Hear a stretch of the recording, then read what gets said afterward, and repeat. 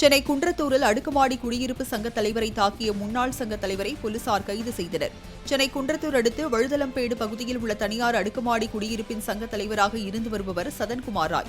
இந்த குடியிருப்பின் முன்னாள் தலைவராக இருந்து விடுதலை சிறுத்தைகள் கட்சி நிர்வாகியான சத்தியமூர்த்தி என்பவர் தனது மகன்களுடன் சதன்குமார் ராயை இரும்பு கம்பியால் தாக்கியுள்ளார். இந்த சம்பவம் குறித்து தகவல் அறிந்து வந்த குன்றத்தூர் போலீசார் சத்தியமூர்த்தியை கைது செய்து மேற்கொண்டு விசாரணையில் குடியிருப்பு அலுவலகத்தில் இருந்த பொருட்களை எடுக்க முயன்றபோது சதன்குமார் ராய் தடுத்ததால் தாக்கியதாக தகவல் வெளியாகியுள்ளது.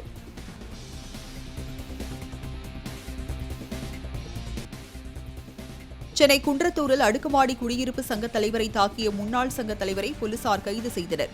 சென்னை குன்றத்தூர் அடுத்து வழுதலம்பேடு பகுதியில் உள்ள தனியார் அடுக்குமாடி குடியிருப்பின் சங்க தலைவராக இருந்து வருபவர் சதன்குமார் ராய்.